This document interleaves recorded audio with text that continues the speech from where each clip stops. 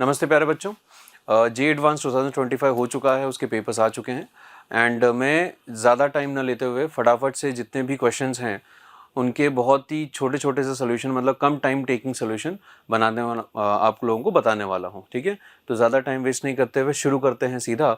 और यहाँ देखते हैं कि यूनिट्स एंड डायमेंशन से पहला क्वेश्चन आया है। ठीक, अब इन्होंने पूछा है कि हमें z के बारे में निकालना है कि z जो है वो क्या होगा। s को इन्होंने डिफाइन किया है टेम्परेचर डिफरेंस, एस का EMF produce per unit temperature. तो एस को मैं लिख सकता हूँ EMF per unit temperature. Temperature को मान लीजिए अपन लिख लेते हैं थीटा से, ठीक है, स्क्वायर, ये है S square into sigma. Sigma electrical conductivity हो गई एंड ये हो गया 1/k। हमने इस तरीके से इसको लिख लिया। अब मुझे इसके यूनिट्स एंड डायमेंशन लगाने हैं, तो हम जो है ना ऐसा नहीं करेंगे कि एस सिग्मा और के की वैल्यूज़ अलग अलग निकालेंगे, उसमें बहुत टाइम लग जाएगा। हम यहाँ पे कुछ ना कुछ करके, जैसे एक गोल्डन फॉर्मूला होता है कि यूनिट्स एंड डायमेंशन में हमेशा चीज़ों को एनर्जी या फोर्स में कन्वर्ट कर दो। अब ईएमएफ का तो फोर्स का फॉर्मूला तो ज़्यादा वो है नहीं, तो अपन एनर्जी में काम करते हैं। एंड यहाँ पे मुझे इलेक्ट्रिकल कंडक्टिविटी और थर्मल कंडक्टिविटी दी हुई है, तो मैं ऐसा करता हूँ कि यहाँ पे इन दोनों में L/A और L/A मल्टीप्लाई कर देता हूँ। तो अगर मैंने इधर L/A मल्टीप्लाई किया और यहाँ पे मैं कर देता हूँ A/L, तो आप देखेंगे कि ये जो वैल्यू है ये तो बन गया 1 इलेक्ट्रिकल रेजिस्टेंस और ये बन जाएगा थर्मल रेजिस्टेंस, राइट। तो ये देखो आप, मैं इधर लिया ई स्क्वायर और इस वाले टर्म को आप यहाँ ले लीजिए, ठीक है, इस वाले टर्म को। तो ये बन गया अपने पास इलेक्ट्रिकल रेजिस्टेंस, ठीक है, जिसकी यूनिट्स होंगी पावर में, ठीक। एंड यहाँ पे जो KA/L है ये अपना थर्मल, तो इसमें जो थीटा यहाँ दिया हुआ है इसको मैं ऐसे लिख लेता हूँ, एक थीटा ये हो जाएगा और एक यहाँ पे उसी थीटा की यूनिट्स है तो उसको डेल्टा थीटा लिख लो। तो 1/डेल्टा थीटा KA/L। और ये जो फॉर्मूला है आप जानते हैं कि ये रेट ऑफ की हीट फ्लो है, थर्मल करंट एक तरीके से। तो थर्मल करंट जो होगा ये भी जूल्स पर सेकंड है और ये भी जूल्स पर सेकंड है, सीधे सीधे कट जाएंगे और आपको यहाँ पे कितना दिखेगा 1/थीटा। तो एक ही ऑप्शन दिख रहा है, ऑप्शन बी, ठीक है। जेई जब भी यहाँ पे इस तरीके से सवाल पूछता है वो कभी भी नहीं चाहता कि आप इनके इंडिविजुअल निकालें और उनको सॉल्व करें, बहुत टाइम टेकिंग प्रोसेस होता है। तो आप कोशिश करिए, क्योंकि मैंने जितना एक्सपीरियंस किया है, जेई में हर साल ऐसा एक सवाल आता है, तो मैंने जितना एक्सपीरियंस किया, एक आसान तरीका होता है चीज़ों को सॉल्व करने का, ठीक है। लास्ट ईयर भी जो क्वेश्चन था वो भी ऐसे ही हो गया था 24 का, एंड यहाँ पे भी आप देख सकते हैं कितनी आसानी से एक स्मार्ट सोल्यूशन हमने यहाँ पे यूज़ किया। बढ़ते हैं अगले सवाल की तरफ।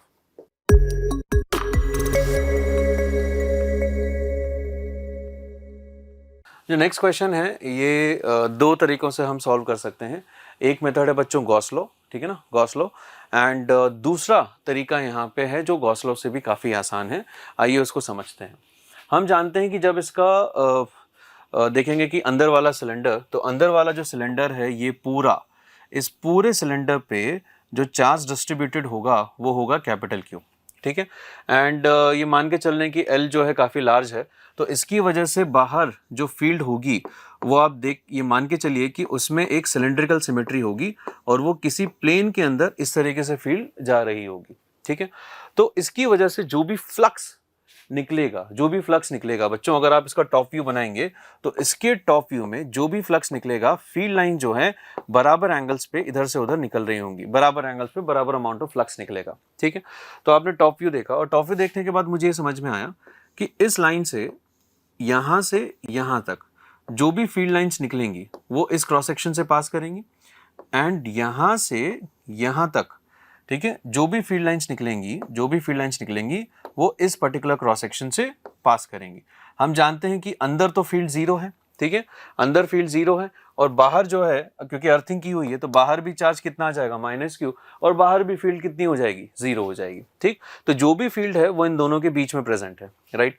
एंड फील्ड का फॉर्मूला, अच्छा उसकी भी जरूरत नहीं है, पर फिर भी लिख देता हूं कि जो फील्ड का फॉर्मूला होगा वो होगा 2k लैम्डा बाई छोटा r। एंड क्योंकि यहाँ पे हमें लिखनी है नेट फील्ड, क्योंकि यहाँ पे सवाल ने फ्लक्स पूछा है और वहाँ पे कंडक्टिविटी बोल दे कि डाइलेक्ट्रिक कांस्टेंट की जो वैल्यू है वो εr बराबर 5 है। तो ये तो electric field point charge Q की वजह से लिखी, पर जो नेट इलेक्ट्रिक फील्ड होगी वहाँ पे वो एक εr से हम फर्दर उसको डिवाइड कर देंगे। तो इस वाले रीजन में जो इलेक्ट्रिक फील्ड आई अंदर वाले चार्ज की वजह से, जो कि फ्री चार्ज है, उसकी वजह से जो फील्ड आई है वो इतनी आ गई 2k lambda by r upon εr, ठीक। अब हमें यहाँ पे फ्लक्स निकालना है, तो मैं मान के चल रहा हूँ कि इस पूरी सिमेट्री में टोटल चार्ज कितना है, Q, ठीक है, टोटल चार्ज है Q। तो Q की वजह से जो फ्लक्स आएगा बच्चों वो कितना आएगा, Q by epsilon not, right, Q by epsilon not. पर मीडियम की वजह से जितना भी ये फ्लक्स है उसकी स्ट्रेंथ घट जाएगी 5 टाइम्स, तो ये जो पूरी स्ट्रेंथ है ये 5 टाइम्स घट गई, ठीक है। अब मुझे ये एंगल्स अगर मिल जाएं तो ये भी मुझे पता चल जाएगा। तो ये टोटल फ्लक्स जो है, ये टोटल फ्लक्स जो है वो 360 डिग्री में बराबर बट रहा है, ठीक है। और जब आप ये वाला एंगल कैलकुलेट करेंगे बच्चों तो ये वाला एंगल 15 डिग्री आएगा, ये वाला एंगल 15 डिग्री आएगा, तो टोटल 15 एंड 15 ऊपर कितना हो जाएगा, 30 डिग्रीज। और ये लीजिए आंसर आपका तैयार है, ये बनेगा 1/12, 1/12 इंटू 1/5, ठीक है, Q by 60 epsilon naught, answer आ गया। बहुत ही सिंपल क्वेश्चन एंड कुछ पेन उठाने की जरूरत, क्योंकि जो भी आर्ग्यूमेंट्स मैंने यहाँ पे लिखे हैं ये आपके मन में ऑलरेडी तैयार हैं, ठीक है। इलेक्ट्रिक फील्ड आउटसाइड 0 होगी, आप गॉस लॉ से भी चेक कर सकते हैं, जो भी फील्ड होगी इनके बीच में होगी। तो ये जो बाहर वाला सरफेस आपको दिया है इससे कोई फ्लक्स नहीं है, अंदर फील्ड 0 है उसमें कोई फ्लक्स नहीं है, तो जो भी फ्लक्स होगा वो इतने वाले रीजन में होगा जो आप आराम से ज्योमेट्री सॉल्व करके 15 डिग्री का एंगल निकाल सकते हैं, ठीक है। आइए बढ़ते हैं नेक्स्ट क्वेश्चन की तरफ।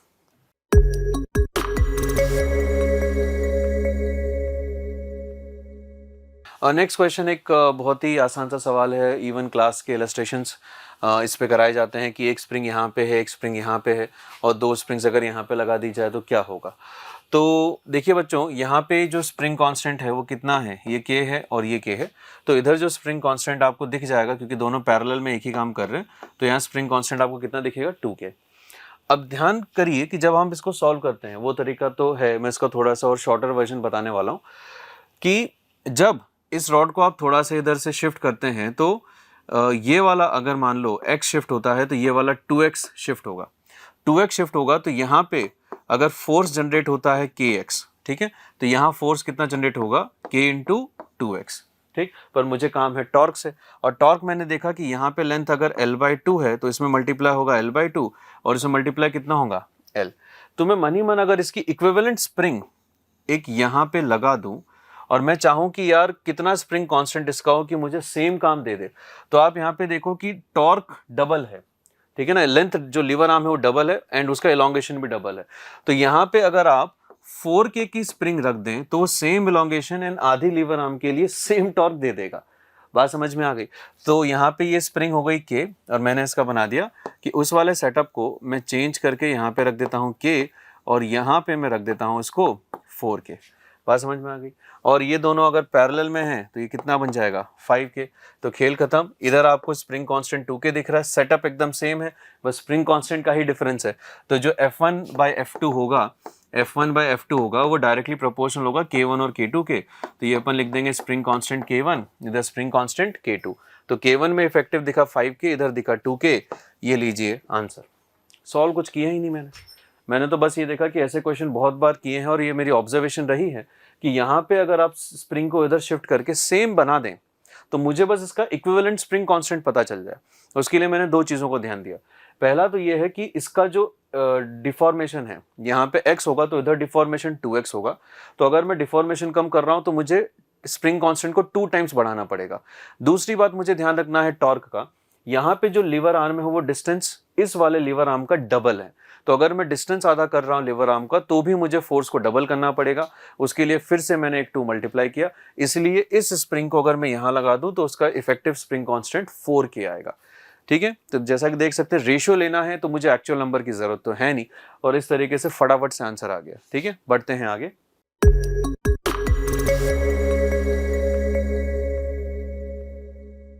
हाँ जी, ये जो सवाल है कंसिडर मास, बेसिकली होता क्या है कि जैसे एक ब्लैक होल के सराउंडिंग में अगर दूसरा स्टार घूम रहा है, कोई प्लैनेट घूम रहा है, तो ब्लैक होल धीरे धीरे अपनी ग्रेविटी की, स्ट्रॉन्ग ग्रेविटी की वजह से उसका मास धीरे धीरे सक आउट करता रहता है एंड अपना मास बढ़ाता रहता है। ठीक, तो यहाँ पे क्या होगा कि एक बहुत ही बड़ा स्टार है, उसका मास मैं मान लेता हूँ कितना है, consider star M2 revolving a circular orbit of another star M1 और M1 is much greater than M2। तो यहाँ पे ये इस तरीके से घूम रहा होगा और इसकी जो रेडियस है उसको अपन मान लेते हैं R, और इस स्टार की जो रेडियस आ रही है बच्चों वो आ गई है M2। M1 बहुत बड़ा है तो हम जान सकते हैं कि जो सेंटर ऑफ मास होगा वो M1 के सेंटर पे लाई कर रहा है। तो M1 बेसिकली मूव नहीं कर रहा और M1 के सेंटर के अबाउट सारी कैलकुलेशन हो जाएगी। अब यहाँ पे अगर आप सोचें कि एनर्जी कंजर्वेशन होगा तो एनर्जी कंजर्वेशन नहीं होगा, क्योंकि हमें ये नहीं पता कि स्टार से किस तरीके से मास जो है निकल के अंदर वाले स्टार पे जा रहा है। एंड ध्यान रखिए, because internal forces can do work, हम यहाँ पे एनर्जी को कंजर्व करके वो रिस्क नहीं लेना चाहते। तो यहाँ पे जो सेटअप होता है उसमें जो भी इनके बीच में फोर्स है या जो भी इनके बीच में मोमेंटम एक्सचेंज हुआ वो इन दोनों स्टार्स के बीच में हुआ है। तो मैं यहाँ पे एंगुलर मोमेंटम का कंजर्वेशन कर सकता हूँ इस वाले स्टार का m2 का। तो मैं इक्वेशन लिख दूंगा कि m2 इंटू इसकी जो भी ऑर्बिटल वेलोसिटी है मल्टीप्लाइड बाय जो डिस्टेंस है इसका, दैट शुड रिमेन कांस्टेंट। अब आप यहाँ पे क्या करिए कि m2 इसको पूरे को स्क्वायर कर दो, तो ये बन जाएगा m2 स्क्वायर, ऑर्बिटल वेलोसिटी आ जाएगी अपने पास gm1 by r into r square. ठीक है, तो ये आर स्क्वायर, तो आप यहाँ से इसको हटा के कांस्टेंट कर सकते हैं। तो बेसिकली आपको यहाँ पे दिख जाएगा कि m2 square multiplied by m1 multiplied by r का जो प्रोडक्ट है वो कांस्टेंट रहना चाहिए। अब आप यहाँ पे क्या करो, इसको लॉग लेके डिफरेंशिएट कर दो। तो जब लॉग लेके डिफरेंशिएट करेंगे तो ये बनेगा 2 टाइम्स dm2 अपॉन m2, ठीक है, प्लस ये बन जाएगा बच्चों dm1 बाई m1, एंड ये बन जाएगा dr बाई r, और इसका सम कितना होता है, 0 होता है, ये हमें पता चल गया। अब आप देखिए कि इन्होंने बोला कि हमें रेट से मतलब है, तो रेट्स अगर आपको चाहिए तो यहाँ पर हम क्या करेंगे कि dt की जो वैल्यू है ना, dt की जो वैल्यू मतलब इसको टाइम के रिस्पेक्ट में लेके आना, तो पूरी इक्वेशन को dt से डिवाइड मार देते हैं। dt से डिवाइड मारेंगे तो ये रहा dt, ये रहा dt और ये रहा dt। ये देखते ही मजा आ गया क्योंकि dr अपॉन r dt ही सवाल पूछ रहा है, मतलब मुझे इन दोनों को सॉल्व करना है। तो अब ये देखिए, ये हो जाएगा 2 by m2 into dm2 by dt, ठीक है, dm2 बाई dt, क्योंकि m2 घूम रहा है और मास को लूज कर रहा है, तो इसकी वैल्यू आएगी माइनस गामा, प्लस ये बनेगा बच्चों dm1 बाई dt, तो वो तो मास गेन कर रहा है, तो प्लस गामा अपॉन m1, ठीक है, और इसको उधर ले जाते हैं तो ये बन जाएगा minus 1 by r dr by dt। तो जैसा अपन अगर इसको सॉल्व करें तो यहाँ से आप देखिए कि इन दोनों के रिस्पेक्ट में m1 का मास काफ़ी ज़्यादा है, तो ये हो जाएगा minus of 2 gamma upon m2 which is equal to minus minus भी कट ही जाएगा, approximately equal to 1 by r dr by dt। तो आप देख सकते हैं कि 2 गामा बाई m2 आंसर है, पर अनफॉर्चुनेटली कोई भी आंसर मैच नहीं कर रहा, कोई भी आंसर मैच नहीं कर रहा। इस वजह से हमें जो है ये वाला ऑप्शन मुझे लगता है बेस्ट है, क्योंकि अगर बोनस होगा तो होगा और नहीं होगा तो फिर बेस्ट ऑप्शन है कि बी आपको मार्क कर देना चाहिए। ठीक है, बढ़ते हैं अगले सवाल की तरफ।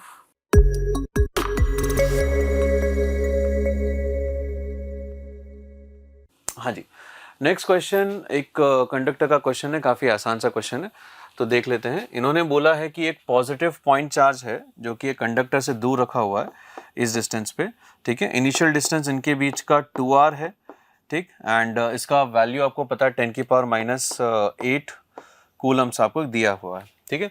स्टार्टिंग में हमने ये कंडक्टिंग न्यूट्रल स्फीयर है जिसकी रेडियस r है 10 सेंटीमीटर, एंड अब स्फीयर को ग्राउंड कर दिया। तो स्फीयर को अगर ग्राउंड कर दिया है, क्योंकि पहले तो इस चार्ज की वजह से इस पे पोलराइजेशन हुआ होगा, चार्जेस इंड्यूस हुए होंगे, अब इसको पोलराइज कर, इसको आपने ग्राउंड कर दिया तो इसका जो पोटेंशियल है वो पक्का जीरो हो गया होगा, और सरफेस का जो पोटेंशियल है वही पोटेंशियल सेंटर पे रहना चाहिए।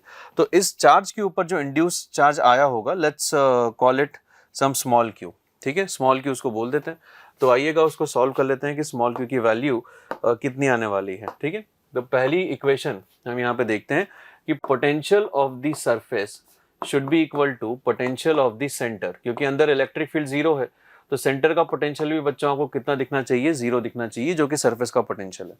अब सेंटर हमने क्यों चूज किया, क्योंकि सारा इंड्यूस चार्ज जो है वो सेंटर से बराबर दूरी पे है, बराबर दूरी पे है। तो आप यहाँ पे इक्वेशन लिखेंगे कि के क्यू बाई आर प्लस जो ये वाला चार्ज है, let's call it capital q, तो k capital q divided by 2r should be equal to 0। तो हमें यहाँ से स्मॉल क्यू की वैल्यू मिल गई माइनस क्यू बाई 2, ठीक है, माइनस क्यू बाई 2।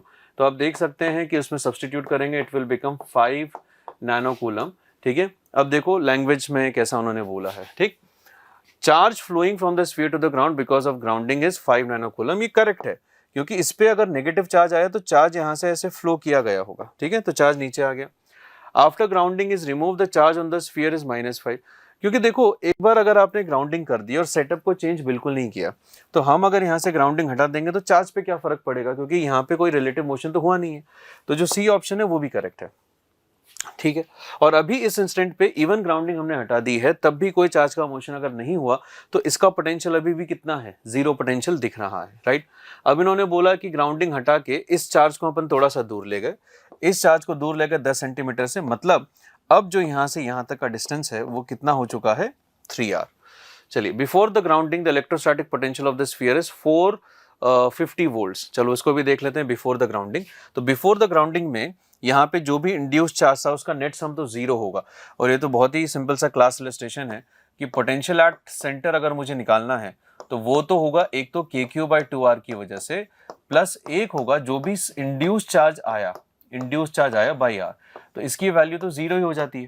और जब आप KQ/2R को सॉल्व करेंगे तो ये होगा 9 इंटू 10⁻9 इंटू चार्ज है तो -8 आ जाएगा उसका, अपॉन 2 इंटू 0.1 ऊपर चला जाएगा +1, तो ये बन गया 4.5 इंटू 100, तो 450 वोल्ट्स आ गया। तो बच्चों ऑप्शन ए भी जो है वो एकदम करेक्ट आंसर है। बहुत ही सिंपल सवाल। बात करते हैं डी के the final electrostatic potential. Final मतलब जब आपने इस चार्ज को इधर शिफ्ट कर दिया, तो सोचो ग्राउंडिंग हट चुकी है और इसके ऊपर मुझे चार्ज पता है कितना है, अभी -5 नैनो कूलम है। जब ग्राउंडिंग हुई थी तो उसके ऊपर जो चार्ज था उसकी वजह से नेट पोटेंशियल कितना था, जीरो, ठीक है। ग्राउंडिंग हटाने के बाद भी इसका नेट पोटेंशियल कितना है, जीरो। तो अगर आप यहां से पॉजिटिव चार्ज को दूर लेके जाओगे तो आप पॉजिटिव चार्ज का इन्फ्लुएंस तो कम कर रहे हो। पॉजिटिव चार्ज जब 2r डिस्टेंस पे था तब भी स्फीयर का पोटेंशियल जीरो था, आपने उसको आप दूर लेके चले गए, तो पॉजिटिव चार्ज का इन्फ्लुएंस घट गया। और उसका इन्फ्लुएंस अगर घटेगा तो सरफेस जो स्फीयर का पोटेंशियल है वो उसके -5 नैनो कूलम की वजह से नेगेटिव हो जाएगा। तो +300 तो कहीं से कहीं भी आंसर नहीं होना चाहिए, इसलिए ऑप्शन डी जो है बच्चों गलत है, ठीक है।